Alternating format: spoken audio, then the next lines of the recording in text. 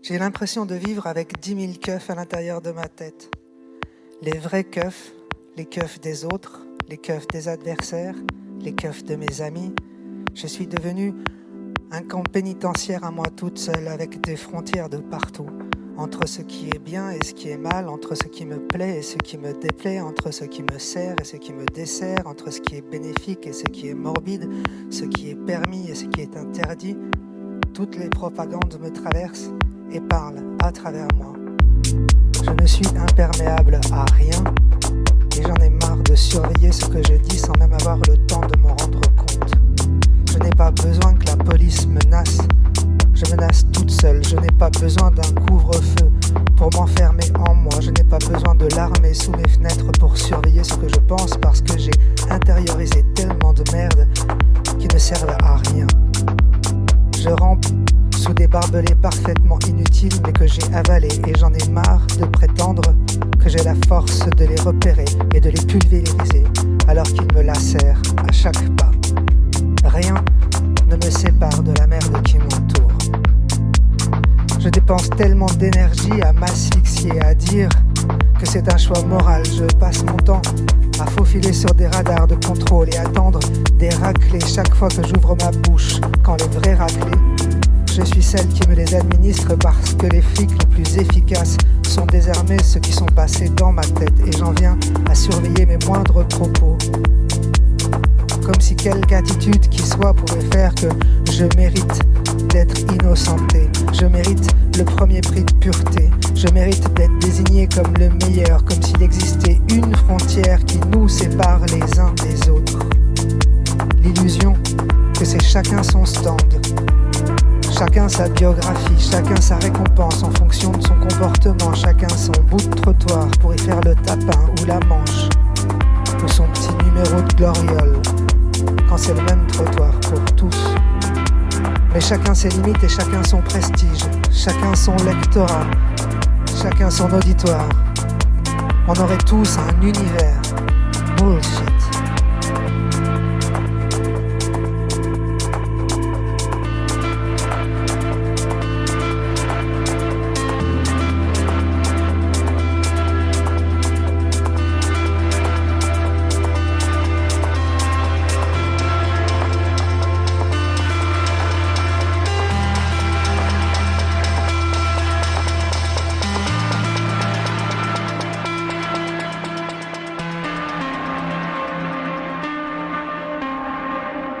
Il n'y en a qu'un d'univers, le même pour tous. Et tirer son épingle de ce jeu n'est jamais une question de force, encore moins de mérite, juste d'agencement et de chance, et rien ne me sépare de la merde qui m'entoure. La frontière de mon corps, ce n'est pas le bout de mes doigts, ni la pointe de mes cheveux. La frontière de ma conscience n'est pas ma force de conviction, c'est l'air vicieux que je respire et l'air vicieux que je rejette. La boucle dans laquelle je m'inscris est bien plus large que celle que ma peau définit. L'épiderme n'est pas ma frontière. Tu n'es pas protégé de moi, je ne suis pas protégé de toi. Ta réalité me traverse, même si on ne se regarde pas, même si on ne baise pas, même si je ne vis pas sous ton toit. Nous sommes en contact permanent. Le procédé que la pandémie rend visible sous forme de contagion, il est temps d'en prendre conscience sous forme de guérison. Chaque fois que tu as le courage de faire ce qu'il te convient de faire, ta liberté me contamine. Chaque fois que j'ai le courage de dire ce que j'ai à dire, ma liberté te contamine. Nous avons avalé ces histoires de frontières, cette fable du chacun pour soi, chacun chez soi, cette fable qui veut que les choses telles qu'on les connaît soient la seule réalité possible et qu'elles soient immuables. La fable selon laquelle la race humaine n'aurait qu'un seul destin collectif possible, l'exploitation impitoyable des uns par une élite, le pouvoir par la force et le malheur pour tous.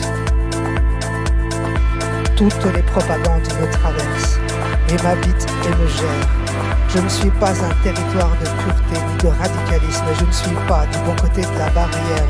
Rien ne me sépare de la merde qui m'entoure, rien, sauf le désir de croire que ce monde est une matière molle. Ce qui est vrai aujourd'hui peut avoir disparu demain. Et j'en ai marre de croire en des frontières qui ne me servent à rien, d'y adhérer comme si elles avaient été tracées par une main divine qui ne se trompe jamais, alors qu'elles sont juste gribouillées au hasard par des cons. Et j'en ai marre de croire en des choses qui ne me servent à rien. C'est la rage d'avoir raison qui nous lamine, la rage de tracer des frontières entre le domaine du bien et le domaine du n'importe quoi, la rage d'être du bon côté, comme s'il existait quoi que ce soit dans ce capharnaüm qui soit une position juste, une position pure, une position idéale, une position définitive dont on ne bougerait plus. Et alors, ce sont les armes de l'ennemi que nous utilisons, les armes de ceux qui ne nous veulent aucun bien, car nous constituons une menace à leurs yeux, les outils de l'exclusion et de la disqualification et de l'humiliation et de la silencialisation et de l'invisibilisation. Et au bout du compte, c'est comme vouloir faire la révolution, mais juste pour remplir les prisons d'autres, pour d'autres populations, pour donner d'autres ordres aux mêmes policiers, donner d'autres consignes aux mêmes juges. C'est comme changer les joueurs, mais ni le terrain ni le genre de jeu. Alors cette révolution se transforme en un roulement des équipes dirigeantes. La même connerie, mais avec d'autres qui en profitent. Et je ne dis pas que ça sert à rien. Ce mouvement a quelque chose de sain, sauf qu'il n'y a pas de rêve là-dedans. Aucun. Une révolution dans laquelle on ne met ni rêve ni joie, alors il ne reste que la destruction, la discipline et l'injustice. Et si on dit révolution, il faudra dire douceur.